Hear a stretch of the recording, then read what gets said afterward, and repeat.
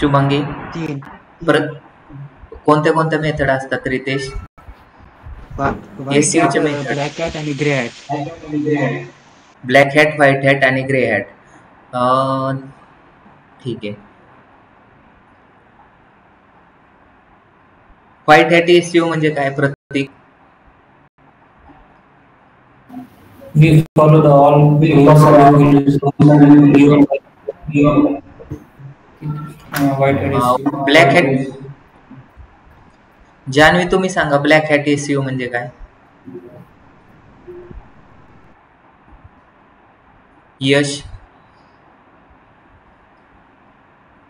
Sir black hat SEO मध्ये आपण search इंजिनचे टर्म्स अँड कंडिशन जे असतात ते फॉलो नाही करत.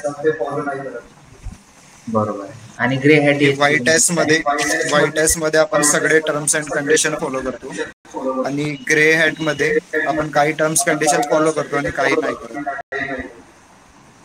बरोबर आहे. ठीक आहे. तर कुणाला नोट्स पाहिजे असेल तर मी इथं तुम्हाला लिहून देतो.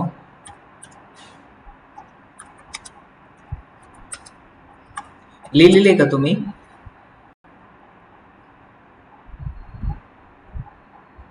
सर तोंडी सांगितलं तर आम्ही लिहून घेतो. हो. टाइप्स ऑफ एसईओ कोणते असतात? ऑन पेज, नंतर खाली ऑफ पेज. मला हे पुढं शिकवायचे म्हणून मी लिहितोय. आणि दुसरं काय सांगितलं मी? ऑन पेज, ऑफ पेज आणि टेक्निकल. आता टेक्निकल एसईओ ज्यांचं वेबसाईट डेव्हलपमेंट झालंय त्यांचं बऱ्यापैकी क्लिअर झालं असेल. ठीक आहे. तर ह्याच्यामध्ये एसएसएस, जावा स्क्रिप्ट वगैरे जे असतात ते ह्याच्यामध्ये येतात. आता इथं तुम्हाला types of SEO, on page SEO, off page SEO. On page SEO म्हणजे काय हे पाहायचंय आपल्याला. ऑन पेज एसईओ म्हणजे we work on actual website. काय करतो आपण? आपल्या वेबसाईटवरती, ऍक्च्युअल वेबसाईटवरती जे काम करतो त्याला ऑन पेज एसईओ बोलतात. ऍक्च्युअल वेबसाईट म्हणजे काय?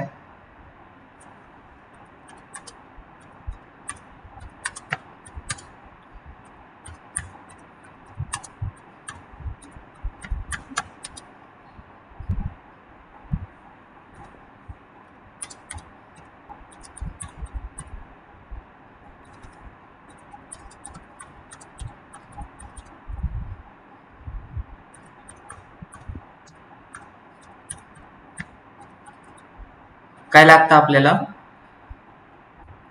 क्रेडेन्शियल लागतात आपल्याला.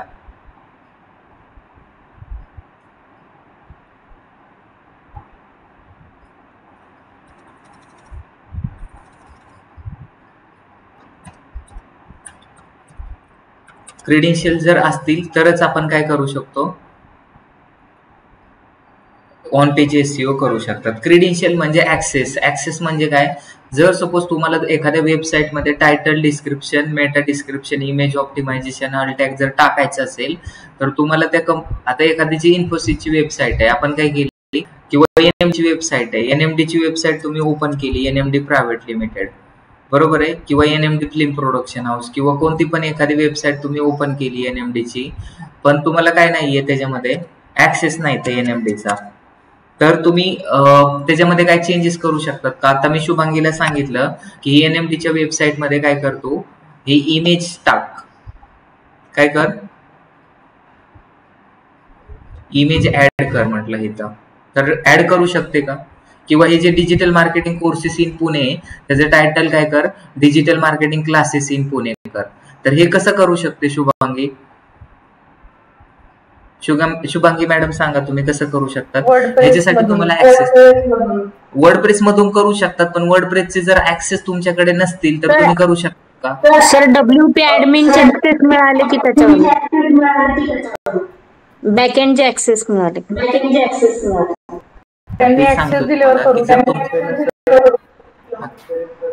त्यांनी ज्यावेळेस ऍक्सेस देतात ना त्यावेळेसच तुम्ही हे पे चेंज करू शकतात. जर तुम्हाला त्याचे ऍक्सेसच नाही दिले तर तुम्ही हे चेंज करू शकतात का? नाही चेंज करू शकत.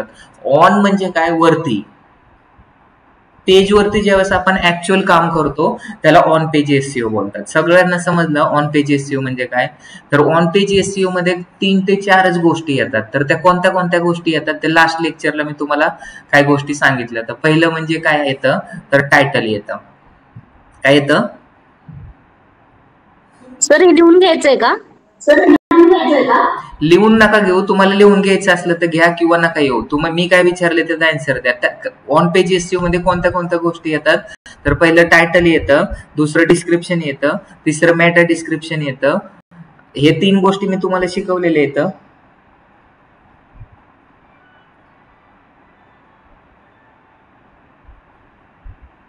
अरे येस किंवा नो बोला. ठीक आहे. On page SEO, off page SEO, technical SEO मी हे तुम्हाला शिकवलेले. ऑन पेज एसईओ मध्ये तुम्हाला टायटल, डिस्क्रिप्शन, मेटा डिस्क्रिप्शन या गोष्टी शिकवलेले. टायटलची लेंथ जी असते ते किती असते? 30 to 50 कॅरेक्टर असते. जर आपलं बिझनेसचं नेम असेल तर त्याचं 30 कॅरेक्टरचं नाव असतं. वेबसाईटचं नाव जे असतं ते 30 कॅरेक्टरचं असतं. आणि जे हेडलाईन असते त्याचं 30 to 50 कॅरेक्टरच असतं. हेडलाईन ही जी असते ते वरून दिसते. जसं की आता ही वेबसाईट दिसली, हे हेडलाईन आहे. हे टायटल आहे का हेडलाईन आहे? ठीक आहे. शुभांगी मॅडम तुम्ही सांगा किंवा जान्हवी तुम्ही सांगा. मी आता हे एक पेज ओपन करतोय, तर ह्याचं मला टायटल काय आहे ते सांगा. Sir data science course in title आहे. हे टायटल आहे का हेडलाईन आहे? सॉरी हेडलाईन आहे सर. हेडलाईन, बरोबर आहे, परफेक्ट. हे काय आहे? हेडलाईन आहे. टायटल हे हृदयात असतं असं सांगितलं होतं. तर टायटल जर तुम्हाला पाहायचं असेल तर हे वरून जे दिसते ते हेडलाईन असेलच असं नाहीये, बरोबर आहे ना? तर त्याच्यासाठी कंट्रोल यू ज्यावेळेस तुम्ही करतात त्यावेळेस तुम्हाला काय करावं लागतं? टायटल दिसतं.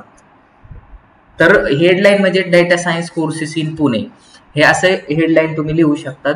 हेडलाईनची लेंथ जी असते ना 30 to 50 कॅरेक्टरचे असते. आणि टायटलची लेंथ पण तेवढीच असते. पण टायटलमध्ये एक गोष्ट ऍड ऑन करायची असते. टायटलमध्ये तुमच्या बिझनेसचं नाव पण तुम्हाला ऍड करावं लागतं. समजलं? जसं की आता आपण कंट्रोल यू जर केलं तर आपल्याला इथे टायटल दिसेल. तर ह्याच्यामध्ये टायटलमध्ये काय केलंय? Data science courses in Pune लिहिलेलं आहे. तुम्ही इथं क्लासेस केला असतं तरी चाललं असतं. आणि ह्याच्या समोर काय लिहिलंय? NMD private limited. म्हणजे टायटलमध्ये तुमच्या बिझनेसचं नाव प्लस तुमचं जो प्रायमरी कीवर्ड असतो तो तिथे टाकावा लागतो. सगळ्यांना समजलं? टायटल दिसतं इथं खाली.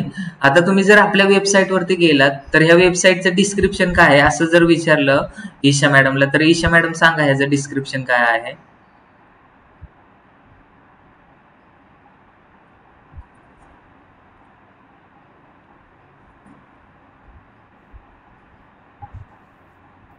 सर हे जे लिहिलं ना NMD private limited offer data सायन्सचे असेल ना?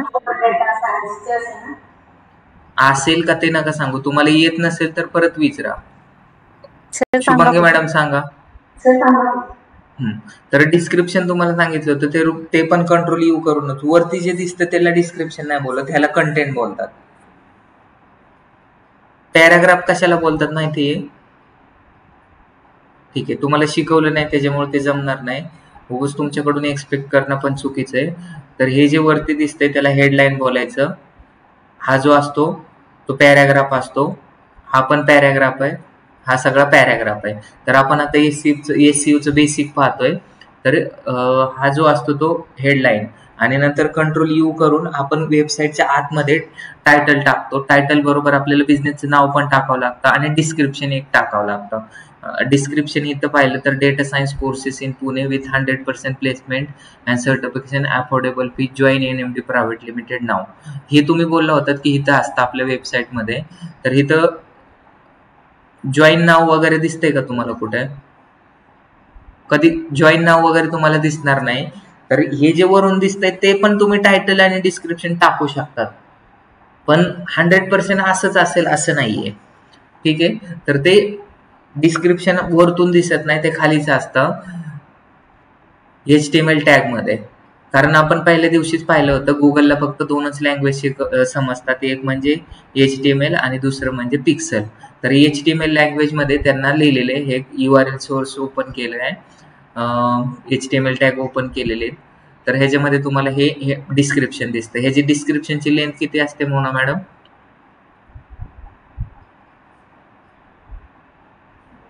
डिस्क्रिप्शनची लेंथ किती असते तर सांगू का? हा, आदित्य ते कॅम्पेन रन केला का तू? हा बोला, फास्ट मध्ये बोला. 90 बरोबर कॅरेक्टर. सांगितलं त्यांनी. ठीक आहे, 90 कॅरेक्टर मेटा डिस्क्रिप्शनची लेंथ असते. चुकीचं सांगितलं का बरोबर सांगितलं सागर? मेटा डिस्क्रिप्शन 90 कॅरेक्टर असतं म्हणून. मेटा डिस्क्रिप्शन नाही सर, मेटा डिस्क्रिप्शन 157 to 168.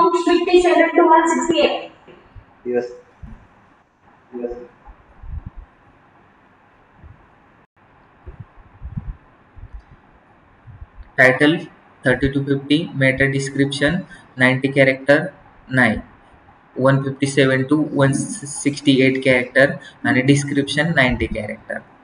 तर हे तुम्हाला लक्षात ठेवायचं. मी थोडं उलटं सांगितलं होतं, आधीने मेटा डिस्क्रिप्शन बोललो नंतर डिस्क्रिप्शन बोललो. उलटं जरी बोललो तरी तुम्हाला लक्षात आलं पाहिजे.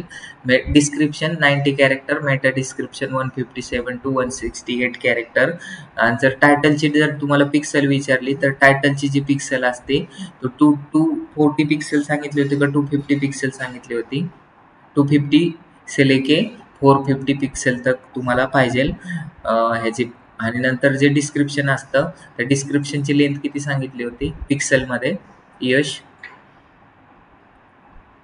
तुम्ही सांगा फक्त. नाही आठवत. अच्छा, तुम्ही नाही अटेंड केलं. सागर?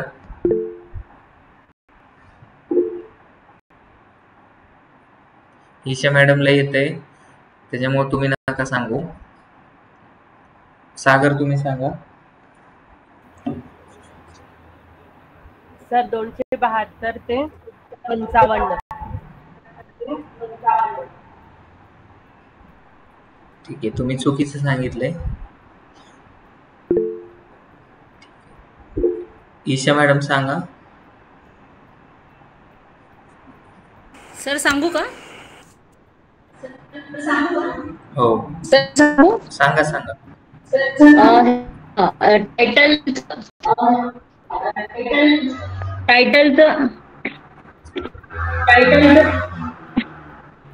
मेटा डिस्क्रिप्शनचे आहे 7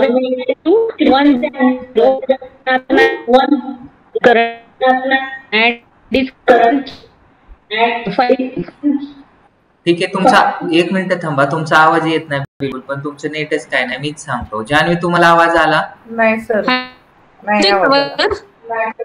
हा ठीक आहे, बोलू नका आता कोणी. तुमचा आवाज अजिबात काही येत नाही. तर मीच सगळं शिकवतो आणि मीच सांगतो सगळ्या गोष्टी. ऑन पेज SEO म्हणजे work on actual website, for that we need a credential. आपण वेबसाईटमध्ये ज्या गोष्टी चेंज करतो, टायटल डिस्क्रिप्शन, मेटा डिस्क्रिप्शन, त्याला बोलतात काय बोलतात त्याला?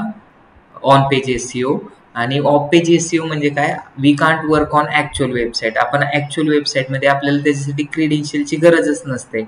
आणि टेक्निकल SEO मध्ये आपल्याला क्रेडेन्शियलची गरज असते, पण CSS जावास्क्रिप्टच्या एरर असतात. तर ऑन पेज SEO मध्ये 3-4 गोष्टी येतात. पहिलं तर टायटल, बरोबर आहे. तर टायटलची लेंथ जी असते ती 30 कॅरेक्टर, 30 to 50.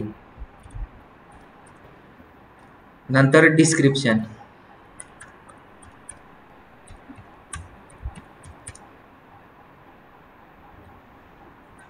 डिस्क्रिप्शनची लेंथ जी असते ते किती असते? 520.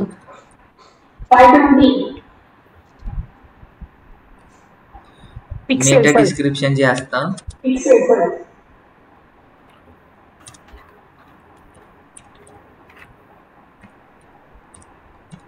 मॅक्सिमम 180 पर्यंत लिहिलं तरी चालेल. आता ह्याच्यामध्ये आपण काय करू, डॅश देऊन पिक्सेल पण लिहू. पिक्सेल किती असते आपली मेटा डिस्क्रिप्शनची 720 पासून तुम्हाला सांगितले होते 950 पर्यंत लिहित जा, पण मॅक्झिमम लेंथ त्याची असते 1080. एवढी लिहायची गरज नाही. आपल्याला जर ॲक्युरेट लिहायची असेल तर 920 पर्यंत तुम्ही लिहू शकतात. ह्याचे जे पिक्सेल जे असते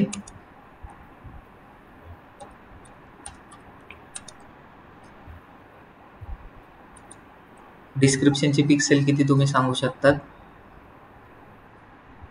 सागर?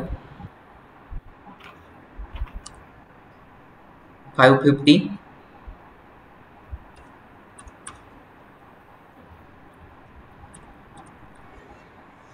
520. डिस्क्रिप्शनचे पिक्सेल्स.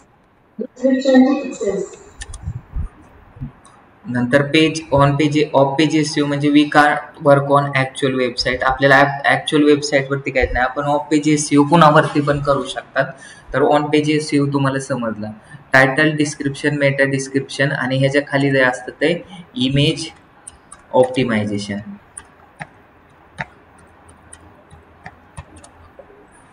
इमेज ऑप्टिमायझेशन असतं. तर इमेज ऑप्टिमायझेशन कसं करायचं?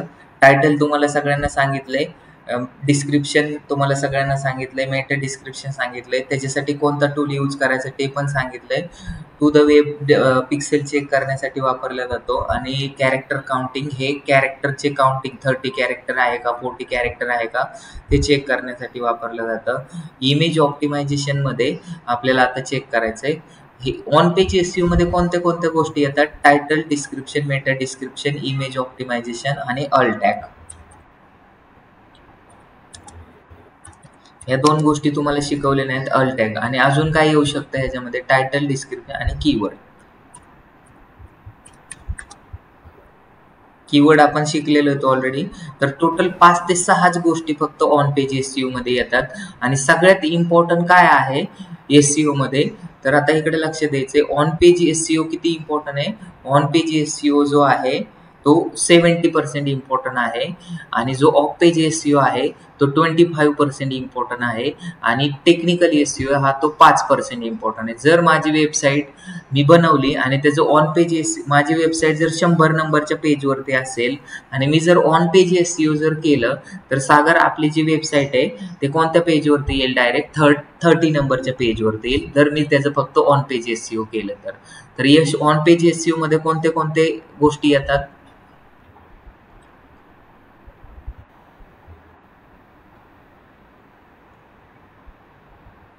ऑन पेज एसईओ मध्ये कोणत्या कोणत्या गोष्टी येतात? Sir title, description, meta description.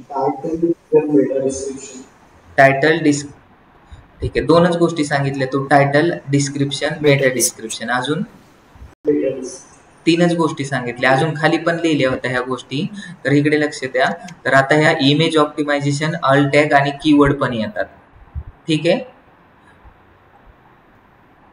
तर ह्या टोटल 5 गोष्टी ज्यावेळेस तुम्ही करतात आपल्या वेबसाईटमध्ये त्यावेळेस तुमचं ऑन पेज एसईओ पूर्णपणे कम्प्लीट होतं. तर 70% इम्पॉर्टंट तुमचे ऑन पेज एसईओ. म्हणजे तुमची वेबसाईट जर 1000 नंबरला दिसत असेल आणि तुम्ही त्याचं ऑन पेज एसईओ केलं तर तुमची वेबसाईट डायरेक्ट किती नंबरला येईल? 300 नंबरला येईल. तुमची वेबसाईट 10 नंबरला दिसते आणि तुम्ही तुमचं वेबसाईटचं ऑन पेज एसईओ प्रॉपर केलं तर तुमची वेबसाईट डायरेक्ट 3rd पोझिशनला येईल. तर हे ऑन पेज हे खूप इम्पॉर्टंट आहे. आता ऑन पेज एसईओ खूप इम्पॉर्टंट असल्यामुळे ते खूप कमी आहे, पण ह्याच्यासाठी खूप रिसर्च करावा लागतो. आता जर आपल्याला टायटल टाकायचं म्हटलं तर काही लोक त्यांच्या मनानेच टाकतील तर नाहीये. त्यासाठी एक फॉर्म्युला यूज करायचा असतो. टायटल जर टाकायचं असेल तर तुम्हाला कीवर्ड रिसर्च करावं लागतात आणि एका वेबसाईटमध्ये आपण जर आपली वेबसाईट रँकिंग करतोय तर फक्त एकाच कीवर्डसाठी रँकिंग केली जात नाही. कमीत कमी 25 ते 40 म्हणजे जेवढे अनलिमिटेड कीवर्ड आपण आपल्या वेबसाईटमध्ये टाकू. जसं की आता आपण जर सर्च केलं digital marketing courses in Pune तर आपलीच वेबसाईट 1 नंबरला आली पाहिजे. आपण जर सर्च केलं डिजिटल मार्केटिंग क्लासेस तरी पण आपलीच वेबसाईट एक नंबरला आली पाहिजे.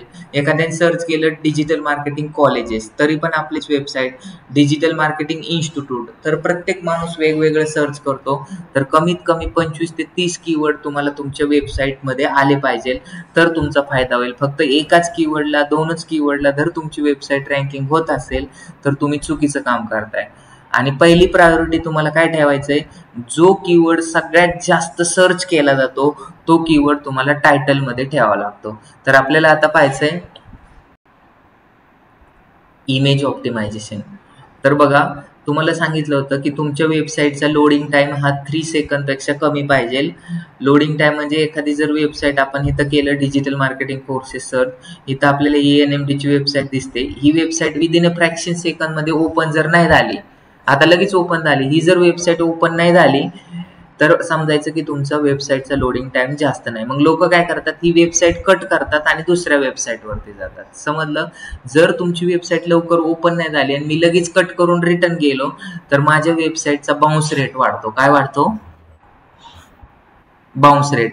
बाउन्स रेट वाढणे म्हणजे काय करणे, की एखाद्याची वेबसाईटवरती क्लिक करणे आणि लगेच बाहेर जाणे. जसे की stock market courses in Pune me search केलं, तर stock market courses in Pune search केलं मी. आता ह्या वेबसाईटवरती क्लिक केलं, चैतन्य शेअर मार्केट, ह्याच्यावरती क्लिक केलं आणि ही वेबसाईट ओपन होण्याच्या आधीच लगेच मी बॅक गेलो.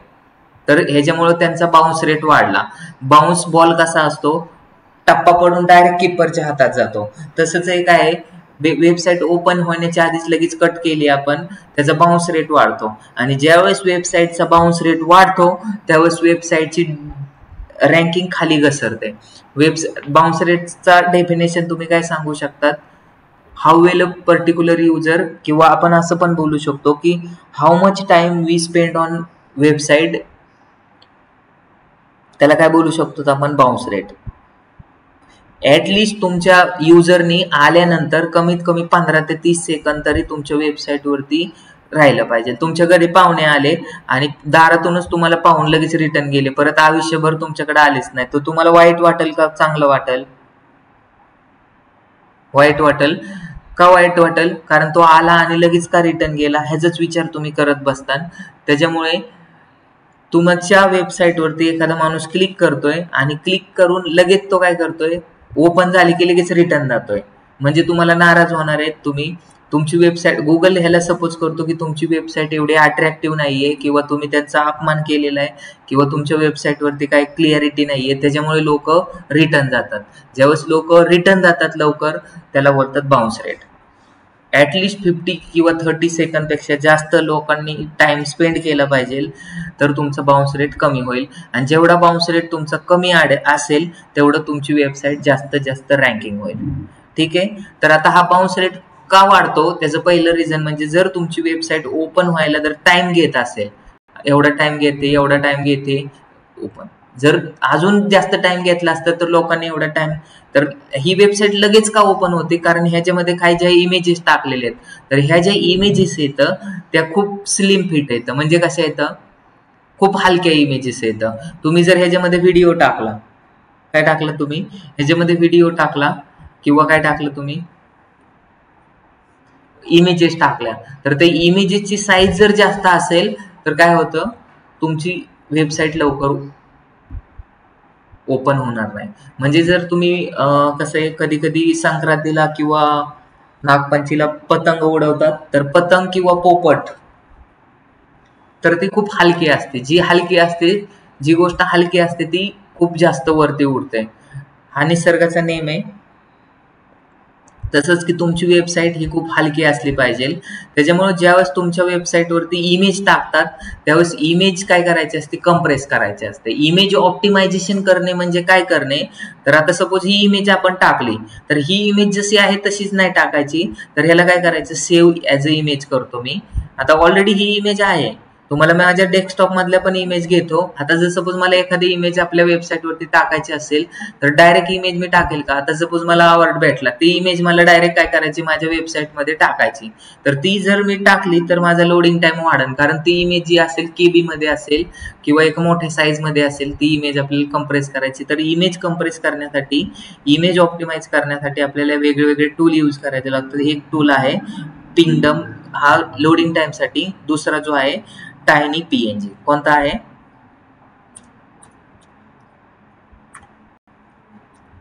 हा एक टूल आहे, तुम्ही लक्षात ठेवा. आता पहिला हा फ्री ऑफ कॉस्ट होता, पण आता त्यांनी काही चार्जेस प्रीमियम करायला लागलेत. तरी पण आपण चेक करू, त्याच्यामध्ये होतं. टायनी पीएनजी लक्षात आलं तुम्हाला. नंतर दुसरा एक जो आहे तो इमेज कम्प्रेसर आहे. काय? तर पहिल्याचं स्पेलिंग बघू ना जरा. ठीक आहे, तुम्ही गुगल वरती सर्च करून बघू शकतात. इमेज कम्प्रेसर तुम्ही टाकलं, ह्याच्यावरती जायचं, अपलोड फाईल करायची आणि ह्याच्यातून कोणता पण एक इमेज घ्यायचं तुम्हाला. डेस्कटॉप वरती जायचं. आता सपोज मी काय करतो, एक पहिल्यांदा माझा जो इमेज आहे ते, आता सपोज हे ह्याचं काय करतो, घेतो. ठीक आहे, 2% मायनस झाली इमेज. ही डाउनलोड करायची, ही वेबसाईट मध्ये टाकायची, म्हणजे तुमचं काय होते, वेबसाईट स्मूथ चालते. परत मी घेतो एक नवीन, हा इमेज घेतला.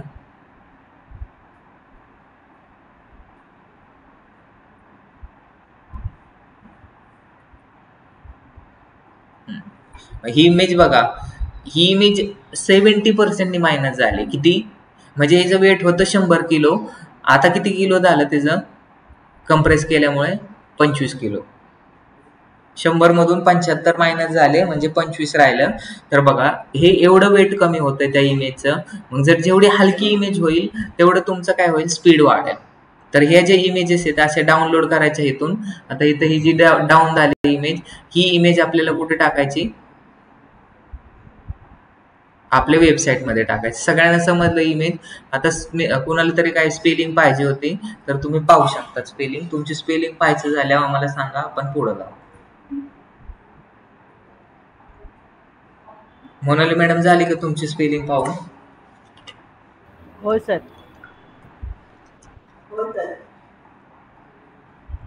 ठीक आहे. इमेज ऑप्टिमायझेशन समजलं सगळ्यांना? जान्हवी, मोना, यश, प्रज्ञा, हो सर. शुभांगी, ईशा. ठीक आहे, तर आपल्याला आता जायचं आहे अल्टॅग वरती. अल्टॅग म्हणजे काय? अल्टॅग म्हणजे अल्टरनेट नेम. जसं की आता काही लोक सागरला टोपण नावाने पण हाक मारत असतील. जसं की एखाद्याचं नाव पिंकी असतं, एखाद्याचं नाव छकुली असतं, एखाद्याचं नाव काय पण असू शकतं. आहे का कुणाचं काय पण नाव? जसं प्रीतीचं नाव प्रीती पण बोलतात त्याला घरी. समजलं? काही लोकांचं नाव नवनाथ असतं, पण त्यांना अण्णा पण बोलत असतात. तर असे जे टोपण नाव असतात त्याला काय बोलू शकतात, अल्टरनेट नेम. बरोबर आहे? जर सपोज आता एखाद्याचं काय नाव असेल, काय पण त्याला छकुली बोलत असतील, पण मी जर इथं छकुली बोललो तर कोण आवाज नाही देणार. पण घरच्यांनी छकुली बोललं तर लगेच यस म्हणतात. का? कारण तुम्हाला माहिती की फक्त मला घरचेच छकुली बोलतात, हे तर कोणाला माहित नाही की माझं नाव छकुली म्हणून. तसंच आपण काय करतो, आपल्या वेबसाईट वरती जेव्हा इमेज टाकतो ना, सपोज हिचं नाव, हिचं काय टाकलेलं आहे, मृणाल मिरगे, पण हिथं आपण जर अल्टॅग दिलं की डिजिटल मार्केटिंग प्लेसमेंट, आपण अल्टॅग देऊ, अल्टरनेट नाव देऊ शकतो. मग गुगलच्या स्क्रॉलरला समजेल ही इमेज कशाची आहे, डिजिटल मार्केटिंग मध्ये प्लेसमेंट झालेल्या लोकांची इमेजेस आहे. तर अल्टॅग म्हणजे अल्टरनेट नेम देणे, त्याला आपण बोलतो अल्टॅग. तर ते गुगलला समजण्यासाठी. आता इथं बघा, ही इमेज आहे, ही इमेज जर पिक्सल आला तरच समजेल की ही इमेज कोणाची, मृणाल मिरगेची आहे. कारण गुगल वरती जर तुमचा फोटो टाकला तर समजतं की हा फोटो कुणाचा आहे. तर गुगलचा जर सपोज HTML टॅग जर आला, काय आला, हायपरटेक्स्ट मार्कअप लँग्वेजचा जर तुमचा स्क्रॉलर आला, तर ह्याला हे इमेज वाचता येईल का? नाही. तर त्या इमेज वाचता येण्यासाठी त्याला काय द्यावं लागतं, नाव द्यावं लागतं, अल्टरनेट नाव द्यावं लागतं. समजलं का? नाही समजलं तुम्हाला, मी परत आता प्रॅक्टिकल तुम्हाला सांगतो. आता बघा, गुगलचं इथं जर पिक्सेलचा स्क्रॉलर आला तर ही इमेज कशाची आहे, हे काय आहे हे समजेल का त्यांना?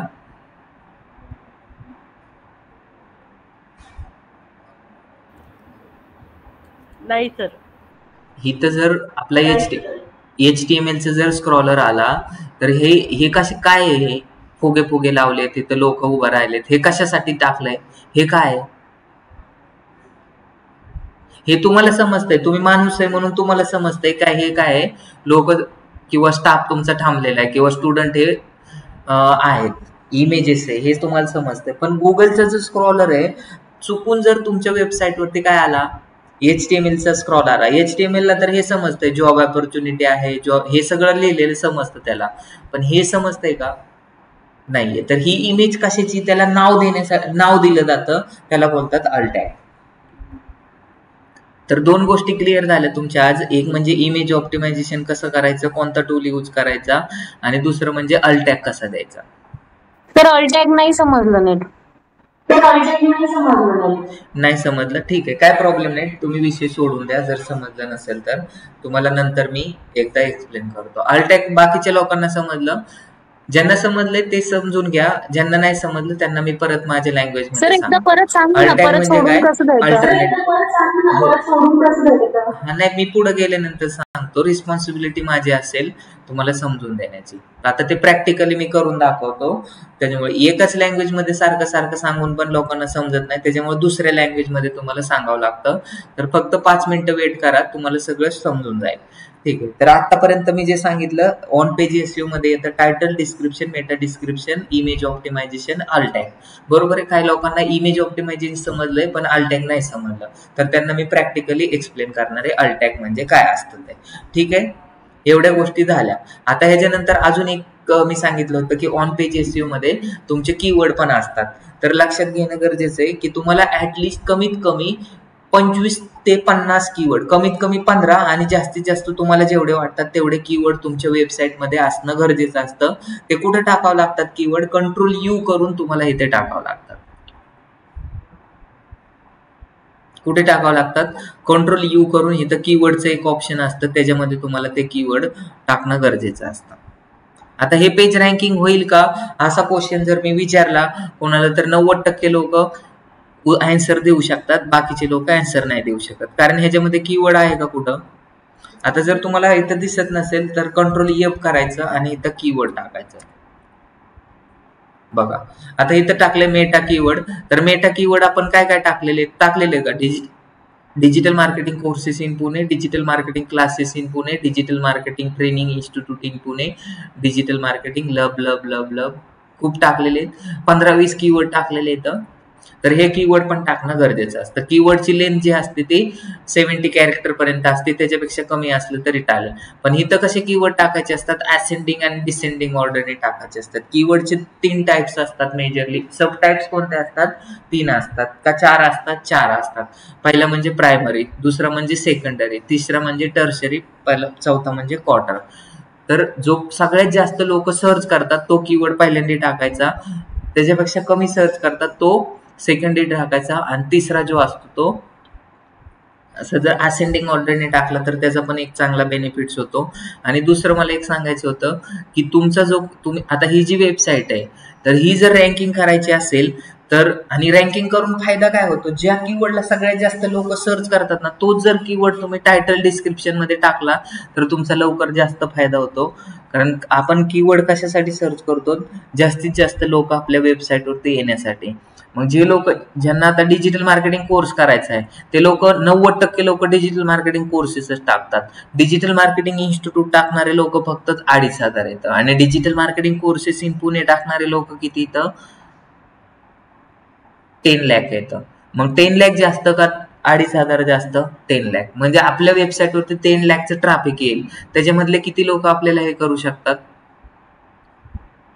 वेबसाईटवरती इन्क्वायरी करू शकतात, 30 to 40%. म्हणजे आपला फायदा कसा होईल ते पाहणं गरजेचं आहे. त्याच्यामुळे आपल्याला इथं जे हेडलाईन टाकलं, मी आता हेडलाईन हे data science courses in Pune का टाकलंय, तर मी पहिल्यांदा कीवर्ड रिसर्च केलं आणि ज्या कीवर्डला सगळ्यात जास्त लोक सर्च करतात प्रायमरी कीवर्ड, त्याला मी इथं माझ्या हेडलाईन मध्ये टाकलं आणि त्यालाच माझ्या टायटल मध्ये पण टाकलं. आणि जो सेकंडरी कीवर्ड होता, म्हणजे जसं की डेटा सायन्स कोर्सेस इन पुणेला 1 लाख to 10 लाख पर्यंत लोक सर्च करत होते, म्हणून मी ह्याला टाकलं. आणि डेटा सायन्स क्लासेसला थोडे कमी करत होते, म्हणून त्याला मी माझ्या डिस्क्रिप्शन मध्ये टाकला. नंतर अजून त्याच्यापेक्षा कमी होता डेटा सायन्स इन्स्टिट्यूट, त्याला मी काय घेतलं टर्शरी मध्ये टाकलं. तर हे कीवर्ड रिसर्च काय लोकांना येतं, काय लोकांना मी परत एकदा सांगेल, तर ते पण तुम्ही लक्षात घ्या. तर कीवर्ड रिसर्च करणं खूप सिंपल आहे. तर मी त्याच्यासाठी एकदा परत सांगतो. तर इथं जायचंय, कीवर्ड प्लॅनर टूल ओपन करायचं. काय ओपन करायचंय? Keyword planner tool. तर ह्याच्यामध्ये जास्त टाइमपास नाही करायचा आपल्याला, 2 सेकंदामध्ये मी तुम्हाला सांगतो. आपल्याला कशासाठी आता कीवर्ड रिसर्च करायचंय? एक अकाउंट घ्यायचं कोणतं तरी.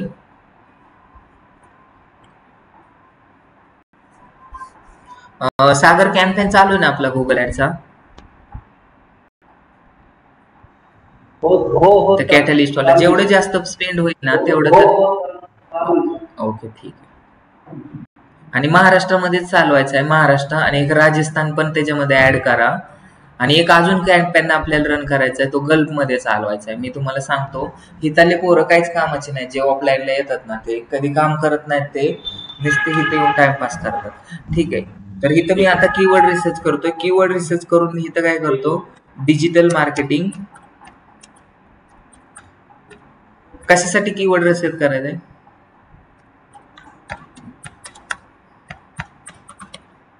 डिजिटल मार्केटिंग कोर्सेस,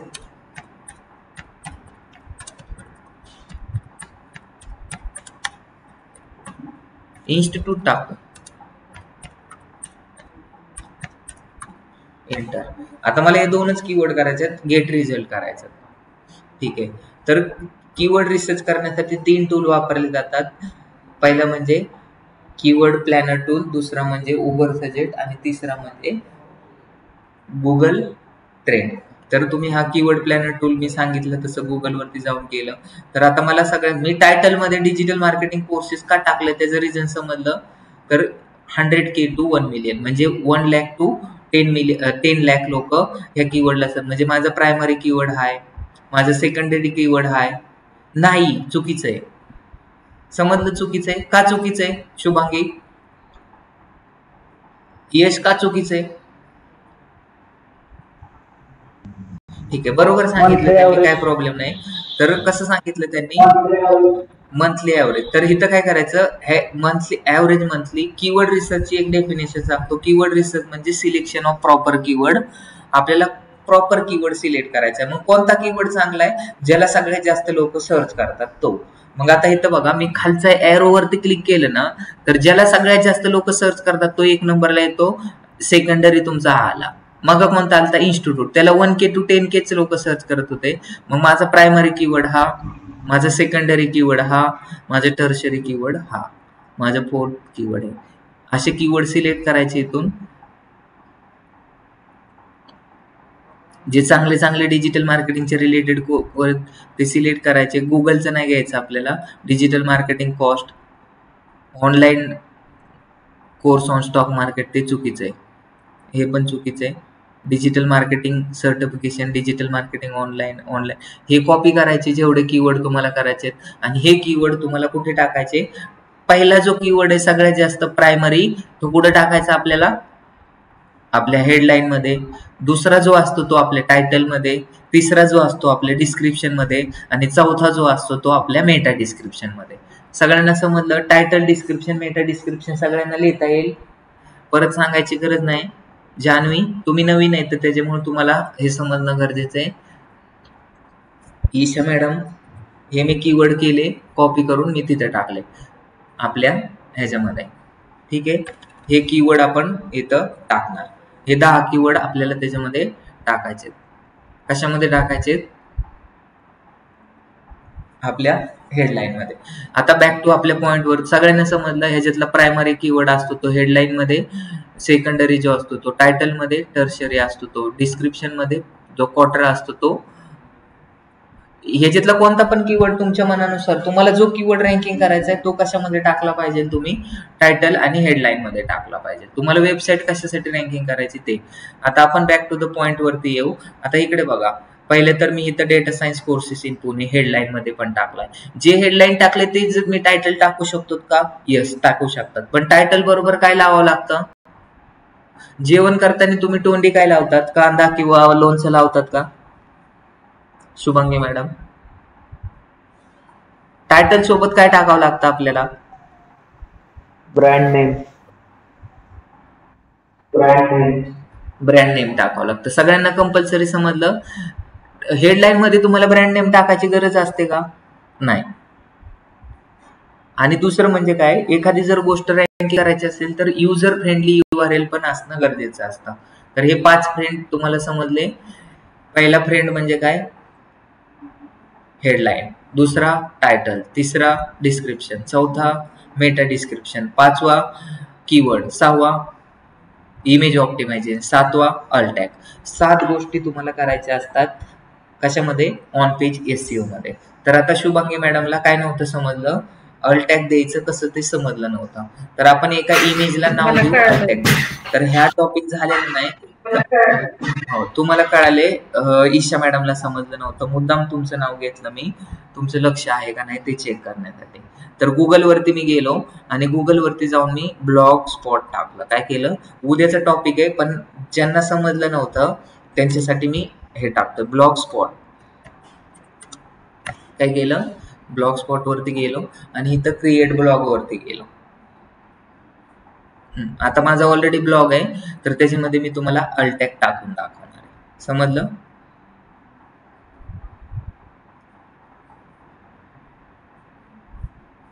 कसला ब्लॉग आहे हा? ओपन करण्यासाठी तुम्हाला ईमेल आयडी माझे ऍक्सेस आहे. तिथं बघा लॉग इन झालं का NMDच्या नावाने. टॉप ब्युटी पार्लर प्रोडक्ट असं एक ब्लॉग लिहिला होता. आलेला आहे का हा ब्लॉग? कोणाला समजलं नव्हतं अल्ट टॅग?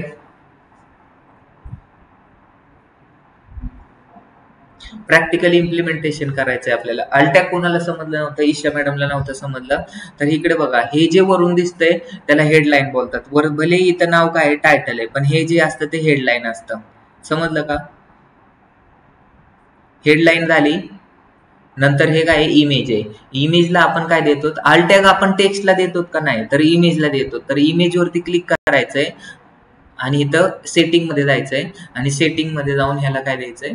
नाव द्यायचंय. तर बोला आता अल्ट टॅग्स काय देऊ शकतो आपण? सर हे HTML मध्ये अल्ट टॅग, HTML मध्ये अल्ट टॅग आहे का?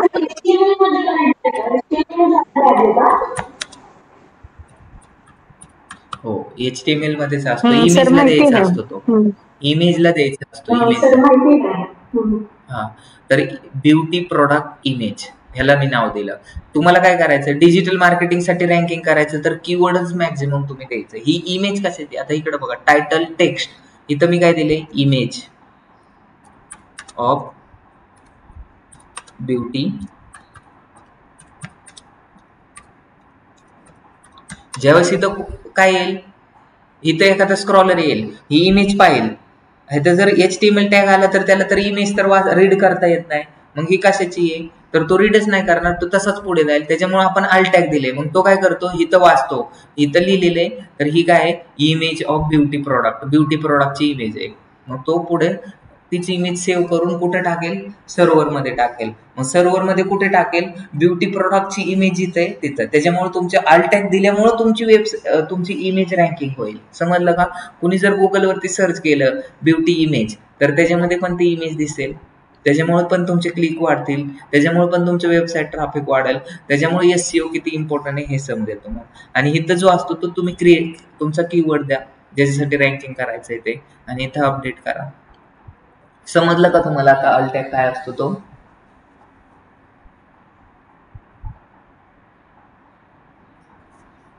कोणाला जर नसेल समजलं तर परत विचारा. हो सर. हा, तर आता इथं आपली जर वेबसाईट रँकिंग करायची असेल तर युजर फ्रेंडली URL लागतो. काय लागतो? User friendly URL. URL म्हणजे काय? Resource locator. Uniform resource locator. म्हणजे तुमचं लोकेशन काय आहे किंवा इथं बघा thedigitalnmd.com data science courses in Pune. चांगलं वाटतंय? तर हे सगळ्यात पहिल्यांदा वरून खाली येतो का खालून? एखादी मुलगी पुढून आली तर पहिल्यांदा आपण तिचे पाय पाहतो का, तिचं केस पाहतो का, डोकं पाहतो?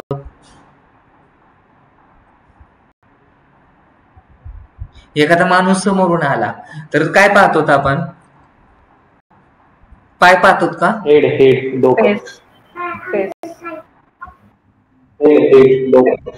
बरोबर आहे. तर गुगलचं स्क्रॉलर ज्यावेळेस आपल्या वेबसाईट वरती येतो ना, तर सुरुवातच इथून करतो. बरोबर आहे. तर अबाउट टचच्या पेज मध्ये गेलो तर हे पेज कशाचं आहे? गुगलच्या स्क्रॉलरला समजणार आहे अबाउट टच आहे. आता इथं जर तुम्ही गेला डिजिटल मार्केटिंग कोर्सेस मध्ये तर पहिल्यांदा काय करणार तो? Digital marketing courses in Pune. हे पेज कशा रिलेटेड आहे? डिजिटल मार्केटिंग कोर्सेस रिलेटेड आहे. मग ह्याच्यामध्ये content, images, alt tag, keyword हे कशा रिलेटेड असणं गरजेचं आहे? तर कीवर्ड मग गुगल सगळं चेक करतो त्या रिलेटेड आहे का नाही. तुम्ही काय केलं, वरती इथं डेटा सायन्स नाव दिलं आणि खाली सगळे keyword digital marketing, data science, data analytics related टाकले तर तुम्हाला हे इरिलिव्हंट मध्ये म्हणजे तुमची स्पॅम मध्ये वेबसाईट जाते. तर सगळ्यात इम्पॉर्टंट म्हणजे युजर फ्रेंडली URL असणं खूप गरजेचं आहे, तरच तुमची वेबसाईट रँकिंग होते. युजर फ्रेंडली URL आहे का ह्याचा? पहिल्यांदा नाव काय येतं? आपलं डोमेन नाव येतं आणि ज्याच्यासाठी रँकिंग करायचंय ते त्याच्यावरती येतं, त्याच्या पुढे येतं digital marketing courses in Pune. मग आता तुम्ही विचार करा, इथे युजर फ्रेंडली URL पण तुमचं तोच आहे, डिजिटल मार्केटिंग कोर्सेस. इथं पण डिजिटल मार्केटिंग कोर्सेस, डिस्क्रिप्शन पण डिजिटल मार्केटिंग कोर्सेस आणि सारा कंटेंट पण डिजिटल मार्केटिंग कोर्स रिलेटेड आहे, तर तुमची वेबसाईट तुमची रँकिंग होते. सगळे लोक बोर झालेत, आपण स्टॉप करू आता. तर परत एकदा मी तुम्हाला रिव्हिजन करून सांगतो. आजच्या लेक्चरमध्ये आपण काय काय पाहिलं?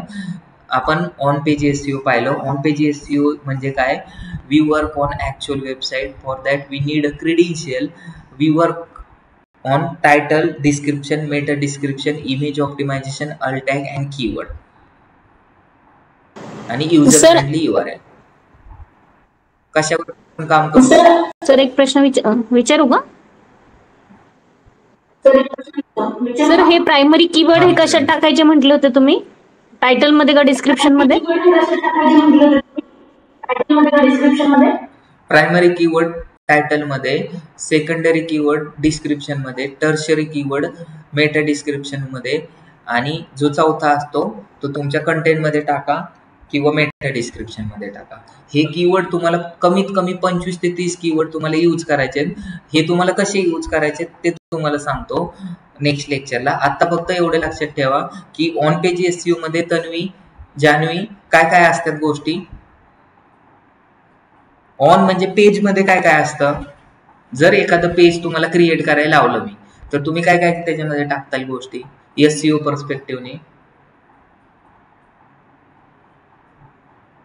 जसं की माणसाचं वर्णन केलं. एक जर माणूस असेल आणि त्याला डोकंच नाही दिलं तर तो चांगला वाटेल का? चांगला दिसणारच नाही.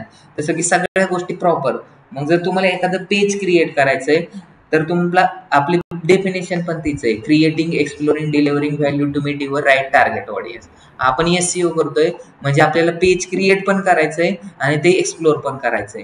पण एक्सप्लोर कधी होईल? ज्यावेळेस ते रँकिंग होईल त्यावेळेस. मग रँकिंग करण्यासाठी आपल्याला काय काय लागेल? तर रँकिंग करण्यासाठी आपल्याला रँकिंग फॅक्टर लागतात. Title, headline, description, meta description, content. Content without content तुम्ही हे करू शकतात का? पेज बनवू शकतात का? नाही. तर कंटेंट बी इम्पॉर्टंट आहे आणि तो कंटेंट कोणता असला पाहिजे? Content should be unique. Unique म्हणजे कोणता? युनिक. कॉपीड कंटेंट वगैरे नसला पाहिजे. तर ऑन पेज सगळ्यांना समजलं. Title, description, meta description, image optimisation, alt tag, user friendly URL and content should be unique आणि कीवर्ड. हे टोटल एवढे गोष्टी मिळून ऑन पेज SEO तुमचं बनतं. ऑन पेज SEO मध्ये ह्याच्या बाहेर काहीच नाही. कंटेंट शुड बी युनिक म्हणजे काय? कंटेंट कॉपीड नसला पाहिजे. तो कंटेंट स्वतः तुम्ही लिहिलेला, डेव्हलप केलेला असलं पाहिजे. आता पुढच्या लेक्चरमध्ये आपल्याला बाकीचे रँकिंग फॅक्टर पाहिजे. तर आता टोटल रँकिंग फॅक्टर तुमचे किती झाले सगळ्यांना समजलं? एकदा ईशा मॅडम तुम्हाला पहिल्यापासून सगळे रँकिंग फॅक्टर पाहतील. पहिल्या दिवसापासून आपण काय काय पाहिलं होतं. टोटल किती रँकिंग फॅक्टर झाले? 8 झाले का 9 झाले? यश पहिला रँकिंग फॅक्टर पहिल्या दिवशी काय सांगितलं होता? परफॉर्मन्स. गुड लुकिंग वेबसाईट, त्यानंतर loading time less than 3 second आणि गुड परफॉर्मन्स. बरोबर. आणि आजचे 5 त्याच्यामध्ये मिळून. पहिलं तर म्हणजे काय? Title, description, meta description, image optimisation, alt tag, keyword आणि नंतर कंटेंट शुड बी युनिक, नंतर लोडिंग टाइम 3 सेकंड पेक्षा खाली आणि परफॉर्मन्स आणि युजर फ्रेंडली URL. म्हणजे टोटल 10 झाले आपले, 10 रँकिंग फॅक्टर. आता तुम्ही एवढे लक्षात ठेवा. आणि आता तुम्हाला काय करायचंय, उद्या येताना कीवर्ड रिसर्च करून यायचंय डेटा सायन्स कोर्ससाठी आणि टायटल, डिस्क्रिप्शन आणि मेटा डिस्क्रिप्शन लिहायचंय. त्याची पिक्सेल पण बरोबर असली पाहिजे, त्याची लेंथ पण बरोबर असली पाहिजे. कशासाठी लिहायचंय? डेटा सायन्स कोर्सेससाठी आणि app development, Android app development दोघांसाठी टायटल आणि डिस्क्रिप्शन तुम्ही बनवा. ठीक आहे. कोणाला काही क्वेश्चन असेल तर विचारू शकतात, नसेल तर आजचा लेक्चर आपण स्टॉप करू.